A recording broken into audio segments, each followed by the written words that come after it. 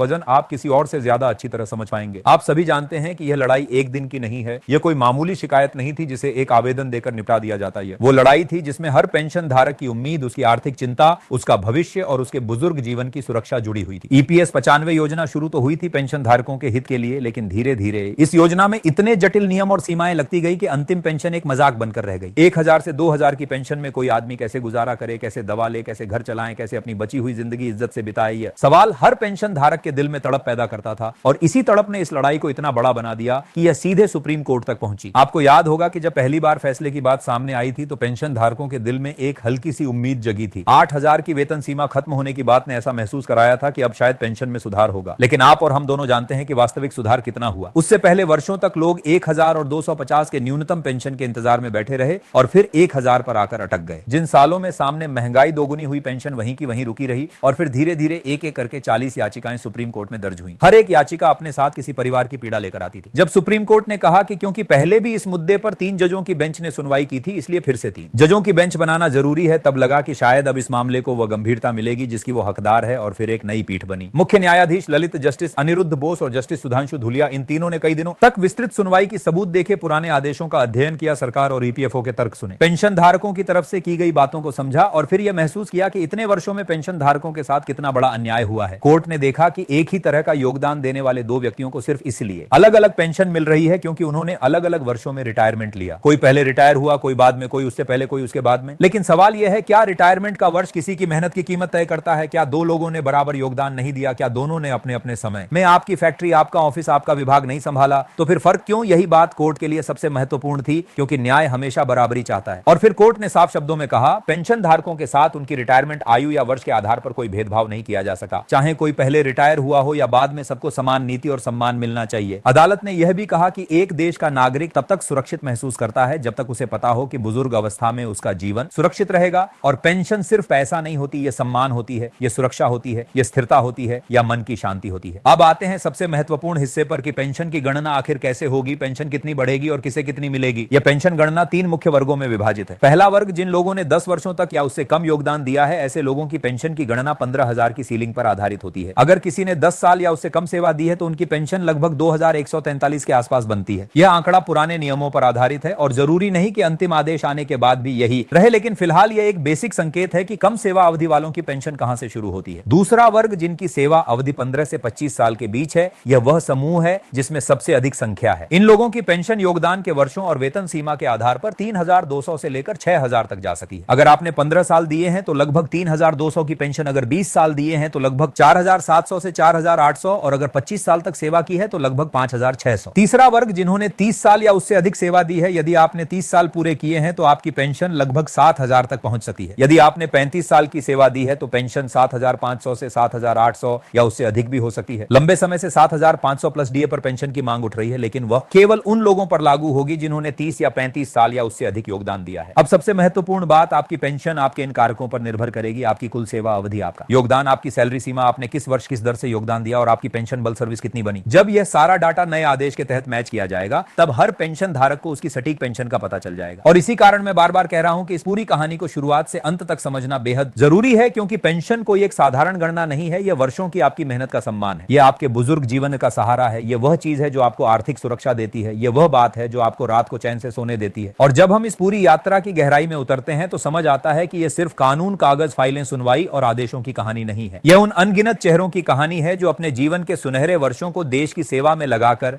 आज उम्मीद की एक किरण के सहारे जी रहे हैं। हर पेंशन धारक के मन में एक ही सवाल घूमता रहा है कि क्या कभी वह दिन आएगा जब पेंशन इतनी मिले कि वह न सिर्फ गुजारा कर सके बल्कि सम्मान के साथ अपनी वृद्धावस्था बिता सके। यह सवाल उन लोगों के दिलों में और भी गहरा हो जाता है जिन्होंने 20 या 30 साल तक लगातार बिना छुट्टी लिए, बिना शिकायत किए दिन रात मेहनत की, मशीनों के फर्श पर खड़े रहकर काम किया, फैक्ट्री की गर्मी में तपते रहे, कार्यालय की जिम्मेदारियों में भाग दौड़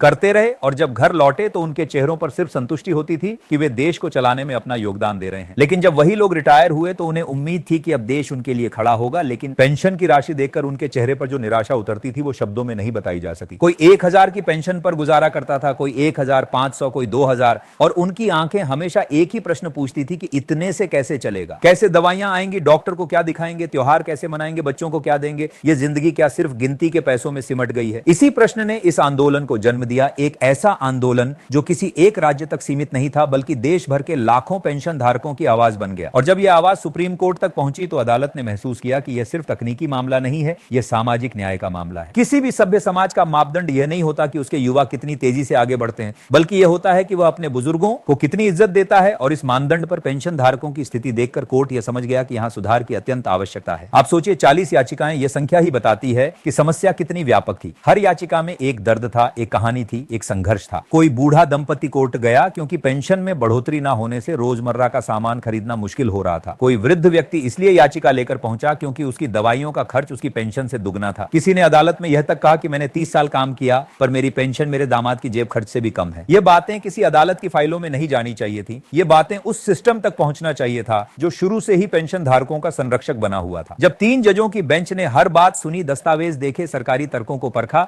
ईपीएफओ के तकनीकी स्पष्टीकरण सुने और फिर पेंशन धारकों की ओर से रखी गई बातों की तुलना की, तब अदालत ने पाया कि समस्या सिर्फ नियमों की नहीं थी बल्कि संवेदनशीलता की कमी की थी। अदालत ने महसूस किया कि चाहे व्यक्ति पहले रिटायर हुआ हो या बाद में, उसकी मेहनत का मूल्य एक जैसा है। उसकी सेवा के सालों में कोई अंतर नहीं आता सिर्फ इसलिए कि वह अलग वर्ष में रिटायर हुआ। उसकी निष्ठा, उसकी ईमानदारी, उसकी वर्षों की सेवा का कोई वर्ष विशेष से लेना देना नहीं। इसलिए अदालत ने साफ कहा कि रिटायरमेंट की तारीख, वर्ष, अवधि या महीना किसी भी व्यक्ति की पेंशन तय करने का आधार नहीं हो सका। आप सोचिए यह फैसला कितना बड़ा है। इसका मतलब यह है कि अब सरकार और ईपीएफओ के पास कोई बहाना नहीं है कि वह यह कह सकें कि पुराने रिटायरी को कम मिलेगा और नए रिटायरी को ज्यादा। यह भेदभाव अब कानून की नजर में पूरी तरह समाप्त हो चुका है। अदालत ने कहा कि पेंशन योजना में सुधार किया जाए और जल्द से जल्द ऐसा प्रावधान बनाया जाए जिससे हर पेंशन धारक को सम्मानजनक पेंशन मिल सके। अब सवाल आता है सम्मानजनक पेंशन किसे कहा जाए? 3,000, 4,000, 7,000 अदालत ने शब्द नहीं बताए लेकिन उसकी मंशा साफ थी। पेंशन ऐसी होनी चाहिए कि व्यक्ति अपने बुजुर्ग जीवन में सम्मान से रह सके और यह सम्मान तब तक नहीं आ सकता जब तक पेंशन धारकों की पेंशन 1,000 से 2,000 के स्तर पर अटकी रहे। इसी बात को समझते हुए अब गणना 3 वर्गों में बांटी गई है जैसा पहले बताया था, लेकिन अब मैं गणना को और विस्तार से और गहराई से समझाता हूं ताकि आपको बिल्कुल साफ हो जाए कि आपकी पेंशन किस आधार पर तय होगी। मान लीजिए किसी ने 10 साल सेवा की तो उसकी पेंशन उसके योगदान के अनुसार सबसे कम स्लैब में आती है, लेकिन इसका मतलब यह नहीं कि उसे जीवन भर कम पेंशन ही मिलेगी। यदि आने वाले आदेशों में न्यूनतम पेंशन बढ़ाई गई तो उसे भी उसका लाभ मिलेगा। अब मान लीजिए किसी ने 15, 20 या 25 साल सेवा की, इस श्रेणी में सबसे अधिक लोग हैं और यहीं पर पेंशन में सबसे अधिक बढ़ोतरी होने की संभावना है क्योंकि मध्यम सेवा अवधि वाले लोगों की संख्या देश में सबसे ज्यादा है। यदि सरकार मान लेती है कि न्यूनतम पेंशन 3,000 से 5,000 के बीच होनी चाहिए तो इस वर्ग में आने वाले लगभग सभी लोगों की पेंशन में बड़े स्तर पर सुधार हो सकता है। फिर आते हैं वे लोग जिन्होंने 30 या 35 साल तक सेवा की। इन लोगों ने अपनी पूरी जवानी, अपना स्वास्थ्य, अपना समय और अपनी क्षमता नौकरी में लगा दी। इन्हीं पेंशन में सुधार होना उनका हक है और इसी कारण यह वर्ग सबसे ऊंची पेंशन स्लैब में आता है। लेकिन असली तस्वीर तब बदलती है जब ईपीएफओ को यह निर्देश मिलता है कि पेंशन देने का तरीका बदला जाए, गणना बदली जाए और पुराने नियमों को सुधारकर नई व्यवस्था लागू की जाए। यही वह बिंदु है जहां से आगे का पूरा भविष्य बदल सकता है क्योंकि अब मामला सिर्फ अदालत के निर्णय पर नहीं है, अब मामला सरकार के निर्णय पर आ गया है। अदालत ने स्पष्ट कह दिया है कि भेदभाव नहीं होगा, पेंशन बढ़ेगी और सम्मानजनक पेंशन का प्रावधान किया जाए। अब जिम्मेदारी सरकार पर है कि वह इसे किस तरह लागू करती है और कब लागू करती है। अब सोचिए जब ईपीएफओ को नोटिस मिला कि पेंशन योजना में तत्काल सुधार किए जाएं तो इसका अर्थ कितना गहरा है। इसका मतलब यह है कि आने वाले समय में नई तालिकाएं, नए सर्कुलर, नई पेंशन स्लैब और नए नियम सामने आएंगे। कुछ विशेषज्ञ तो यह भी मानते हैं कि आने वाले आदेश के बाद न्यूनतम पेंशन कम से कम 3,000 से 5,000 तक की जा सकती है। कुछ का कहना है कि 7,500 प्लस डीए का मॉडल लागू हो सकता है। कुछ का कहना है कि योगदान के वर्षों के अनुसार नई गणना सामने आएगी जिसमें 7,000 से 9,000 तक की पेंशन भी संभव है। और यह सब इसलिए संभव है क्योंकि अब अदालत ने स्पष्ट कर दिया है कि इतने वर्षों तक पेंशन धारकों के साथ जो गलत हुआ